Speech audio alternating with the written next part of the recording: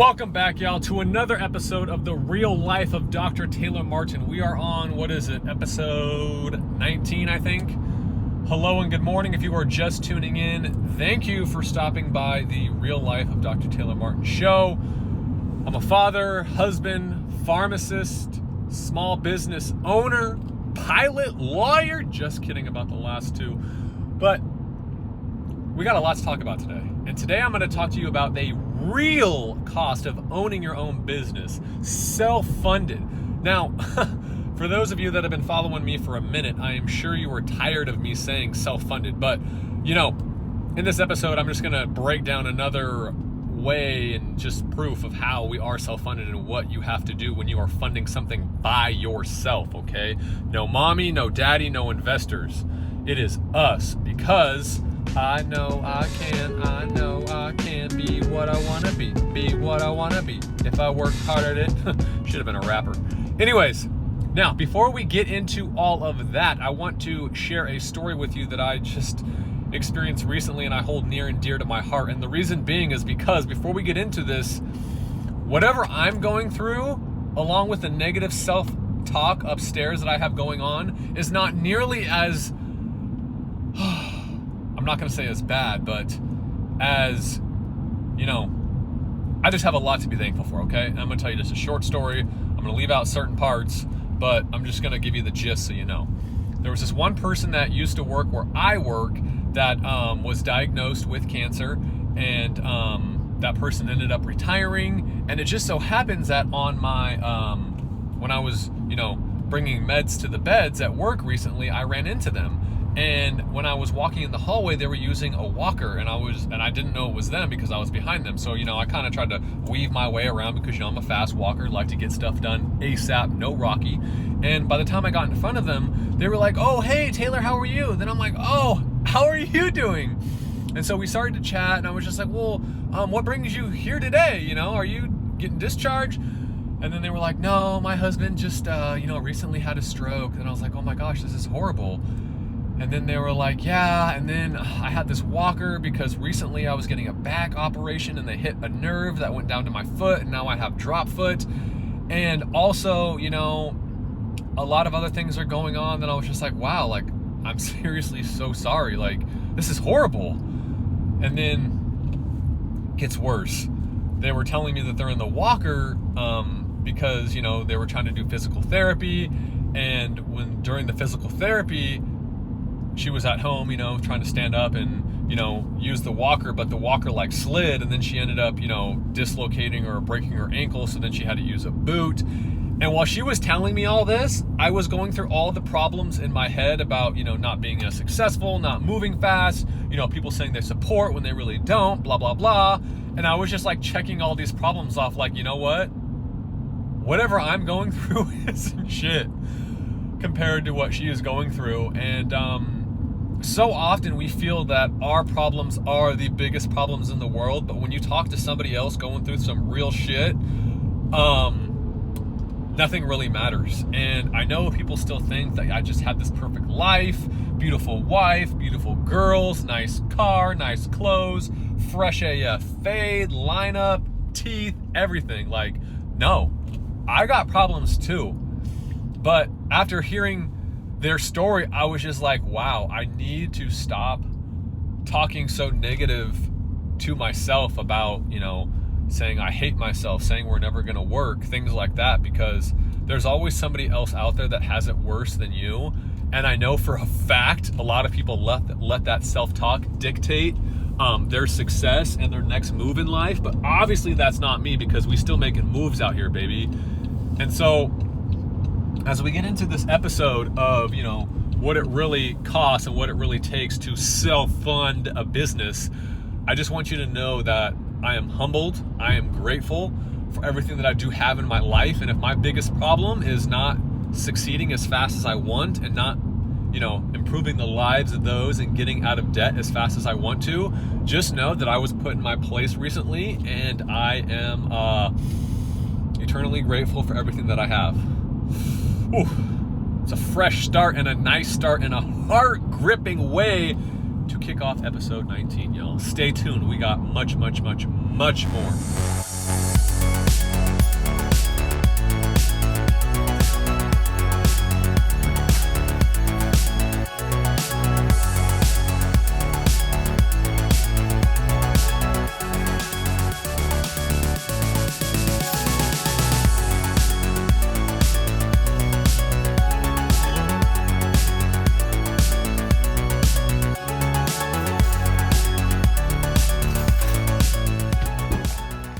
All right. Now, the main thing that I wanted to talk to you guys today about was having to take out this second mortgage or cash out refinance for our home so we could cover the debts of my credit cards, which I amassed by through life, and of course having a business. So we're going to run down this whole entire list together here, and I'm going to tell you how I broke down the math. I'm no mathematician, but how I broke down the math on how much money I'm going to be paying, how much money I pay each month for my credit cards and interest that's eating away at our profit like Pac-Man, as well as the interest that I'm going to be paying on this cash refi, so, or second home mortgage, whatever you want to call it. Yeah, looking at this, it is very sad. So we'll go through each one of these credit cards and I will tell you why I have this much and how I should probably be better with my money, or just yeah, I don't know what to do. But hopefully you can learn something from this episode because I know I share a lot with my business and my life and all that, but hopefully if you own a home, you will be able to see how you can use your home as a bank, right? Your home should be a bank. That's why you should never sell it unless you really want to sell it. But just know that your home is a bank. And I'll go through all my credit cards and how and why I'm doing this. And hopefully this can benefit you some way, shape, or form.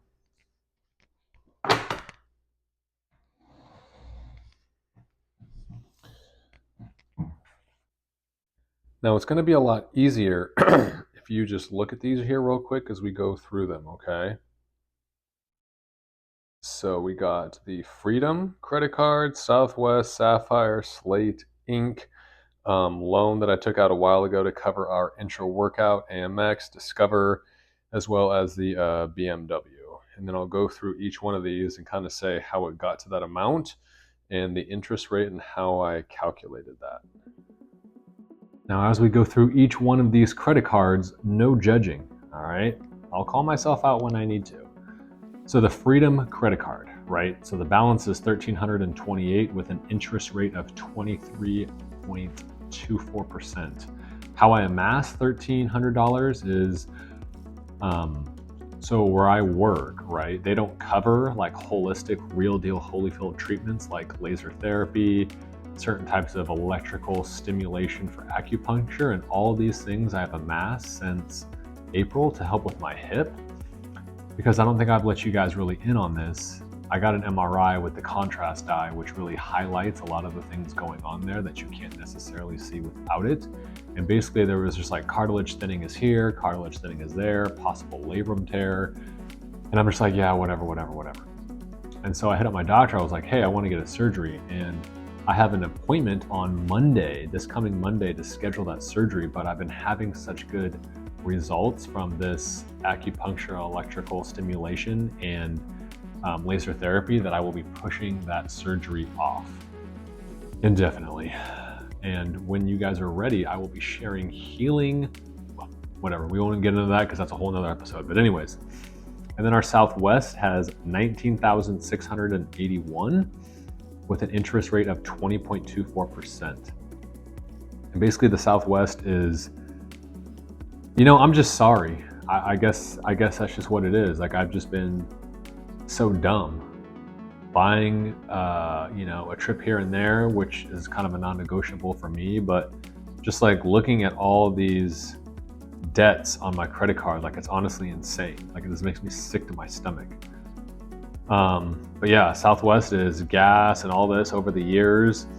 The Sapphire, 20,000 interest rate, 20.24.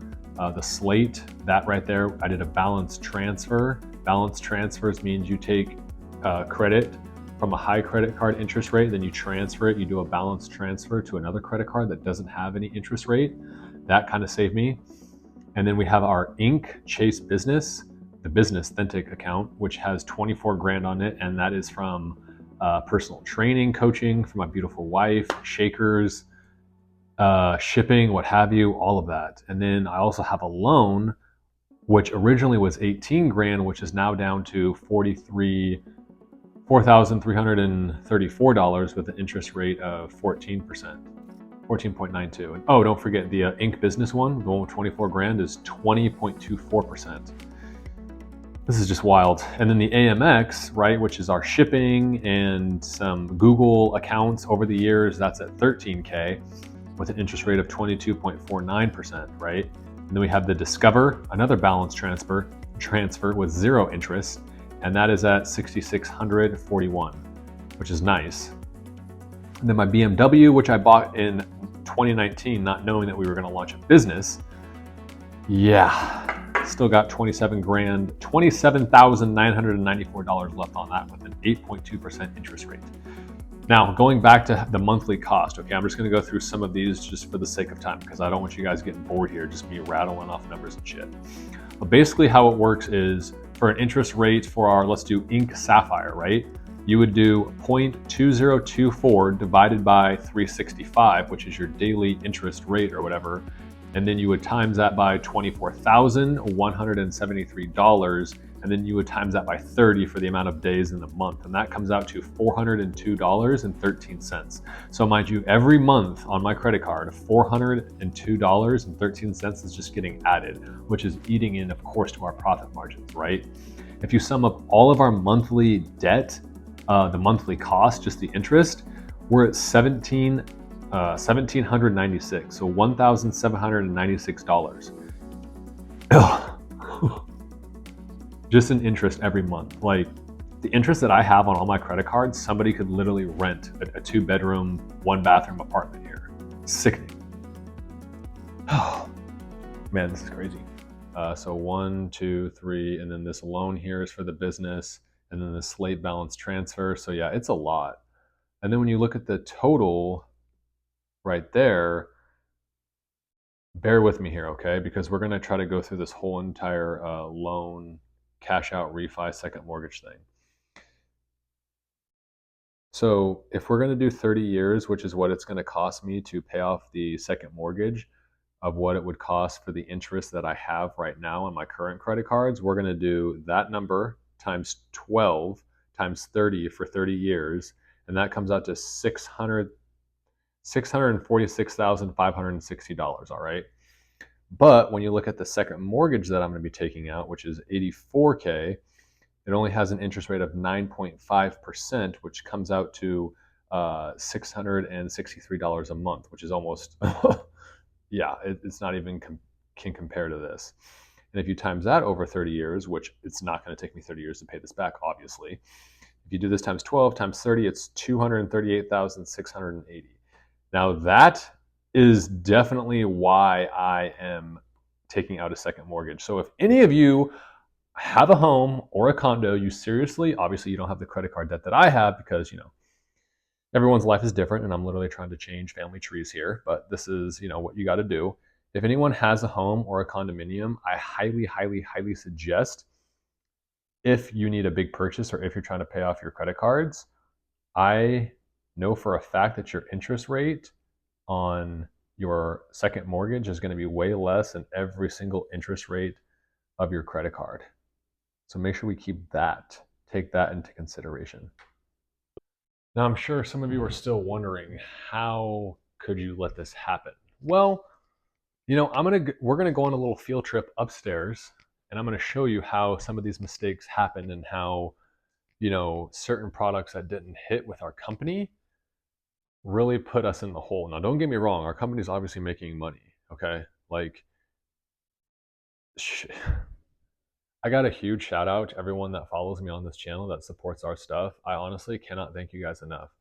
A lot of people out here these days just, you know, start with investors and deep pockets. And like when you can seriously throw money at something, it's going to work no matter what. But when you are legit self-funded, family owned, and every tax dollar from the pharmacy goes into your passion, it's different, okay? But this has also been a real big wake up call for me because there's been some products that just didn't hit with the brand, right? It's probably 80% my fault, 90% my fault, 100% my fault, because some of these products I really wanted to get to the market really fast. And so I just wasn't thinking like, hey, you know, maybe we should pump the brakes on this and wait till we get it right. So you are going to see my lessons learned from this company. All right.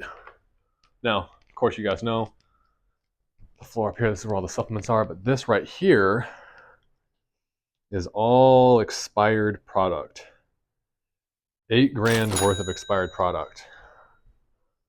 Now, I don't know what it is, but guys, like we all know, whoever has tried this shit works. All right. Now, I think that it's just intra in general that it is kind of hard sell because some people sometimes get confused on intra, but we all know that that means during, but some people don't. So it was kind of hard to sell. And the hardest thing about it was definitely the taste, because the methanothionine definitely adds a different taste to it.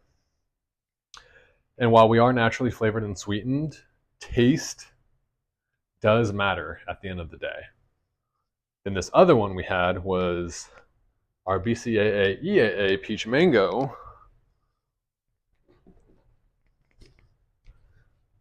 This product here also costed us, I think, $10,000 worth of this product ended up expiring. So when you add 10 plus 8, that's 18 grand.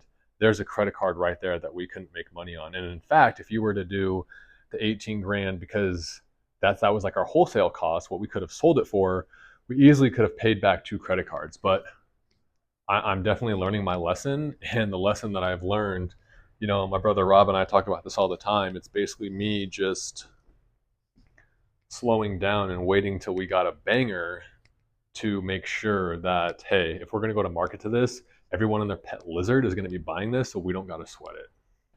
And so, sorry, I guess I'm kind of in my feels right now, because when I think back and look back,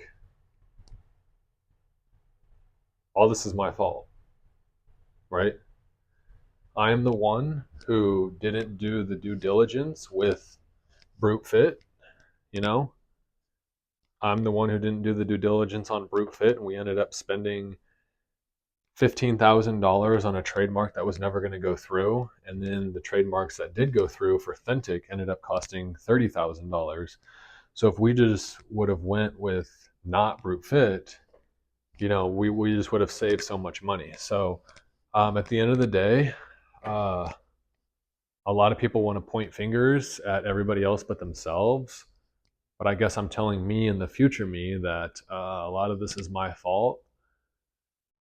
You know, I can't really blame anybody for not making more money at their demos, or, you know, this or that, or not enough people buying our stuff, because at the end of the day, you know, if we didn't have all this credit card debt, we could put this towards, you know, other things. But then again, some of these credit cards have been useful because whenever we needed to get a line of credit, we were able to buy more product, which made us more money, which brought us to meet you or whoever, right? And so it is a very sober, hard pill, whatever, however that saying goes.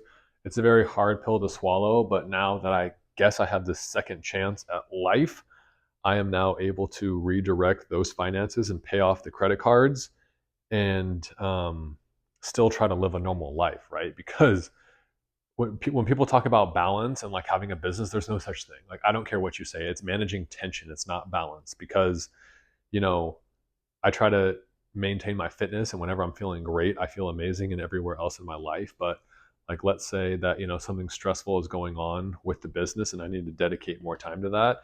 I might not always get the time that I need and want to play with Milani and Nala, right? So it's all about managing tension. There's no such thing as balance. So you guys can miss me with all that bullshit.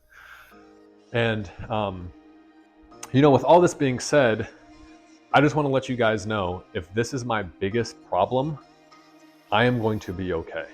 If this is, if 122,000 whatever $1,000 is my biggest problem, I am going to be okay. This all comes back to that story I was telling you about the lady in the hospital. Like, my heart seriously goes out to her. What would you rather have? Okay, imagine you're married, your husband just had a stroke, you can barely walk, you have a walker, you had a back that was operated on and they hit a nerve. Like, what would you rather have? Would you rather trust in yourself that you can make back that money and lead by example and get people to get behind you and grow a brand? Or would you rather be in that situation? I mean, for me, I double down on myself. I'm going to bet on myself. I can carry the team. I can do whatever I need to succeed. But certain health problems, as I described with my hip, no, I'm not about that life. So I know this was a lot for you guys, especially the math. We ain't all mathematicians here, you dig? So I just wanted to say thank you guys again so much for tuning in for this episode. I hope that you did learn something, that you can treat your house as a bank. So don't sell it. Tap into that equity only if you need it. And just know that everyone wants to talk about their problems, right? But if everybody had their problems and threw those little problems in a pile, and then you heard and saw what everyone else is going through, you would grab those back real quick. So once again, thank you for tuning in to another episode of The Real Life of Dr. Taylor Martin. Where do you find me?